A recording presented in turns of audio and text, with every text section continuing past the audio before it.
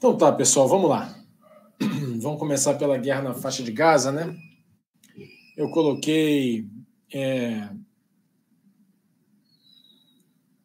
essas duas primeiras imagens para mostrar uma coisa que eu acho importante para vocês, né? Então houve ontem, de ontem para hoje, né, um ataque israelense. Israel não reconheceu o ataque, né? Mas é claro que foi Israel que fez o ataque. Israel fez o que sempre faz nesses casos, né? Não desmente, mas também não assume. Houve um ataque a uma instalação militar na Síria, na cidade de Masyaf, aqui ao norte do Líbano, né? E era uma instalação que os sírios dizem que era uma instalação militar de pesquisa de mísseis de curto e médio alcance, mas que os israelenses dizem que era relacionada ao Irã e que também era utilizada para a produção de armas químicas, né? Então, dificilmente não está relacionada ao Irã, provavelmente está realmente relacionada ao Irã, mas foi um ataque importante, 16 mortos pelo menos, já tem alguns números aí falando em 18 mortos, mais de 30 feridos, ou seja, foi um ataque importante. E também é importante destacar que foi o maior ataque a uma instalação na Síria por israelenses, desde aquele ataque que matou membros da Guarda Revolucionária no início do ano, que deram origem àquela reação iraniana com o lançamento de vários drones e mísseis contra Israel. Vocês se lembram disso, né?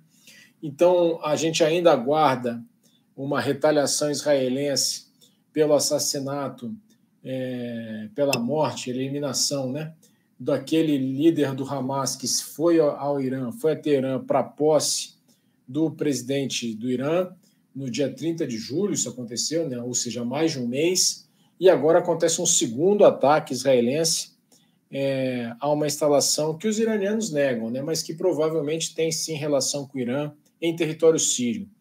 Isso mostra que Israel não continua dobrando a aposta, né, continua fazendo seus ataques quando acha que tem que fazer. Isso acontece, e é por isso que eu botei essa outra imagem, depois de Israel encerrar uma operação de 10 dias na cidade de Jenin, na Cisjordânia, então fora da faixa de Gaza, né?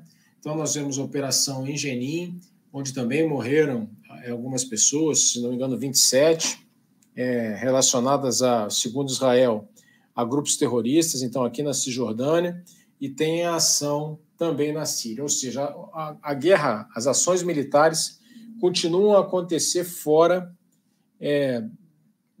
da faixa de Gaza. Então acontecem na Síria, acontecem na Cisjordânia, dando um caráter regional para o conflito, né? Então o conflito ganha um caráter regional pela sua atuação geográfica, mas não só pela atuação geográfica, mas também por envolver esses proxies do Irã, né? E, ao mesmo tempo, o primeiro-ministro Netanyahu continua muito pressionado, né? Então, desde a semana passada, desde o fim de semana passado, quando foram descobertos, né? Foram descobertos aqueles 6 corpos de reféns israelenses que foram assassinados pelo Hamas.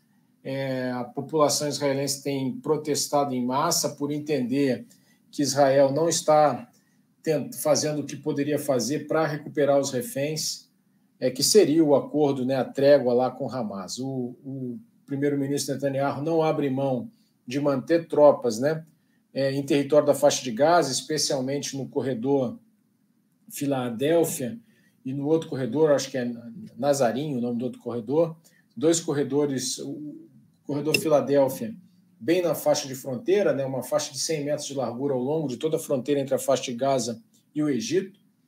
Essa presença militar israelense é para evitar a entrada de armamentos do Egito em direção a Gaza, para reabastecer o Hamas de armamento, e uma faixa no meio, mais ou menos no meio, ou no segundo terço, de sul para norte da faixa de Gaza, também para isolar a parte norte da faixa de Gaza do recebimento de armamento e de suprimento para o Hamas. Então, o primeiro-ministro Netanyahu não abre mão disso e o Hamas não aceita a presença de tropas israelenses depois de cessar fogo em território da faixa de Gaza. Ou seja, são posições irreconciliáveis e as negociações de paz não chegam a bom termo, e por isso a população israelense protesta, porque as pessoas, os reféns, né, não, por causa disso, né, não voltam para casa, segundo o entendimento das pessoas que protestam.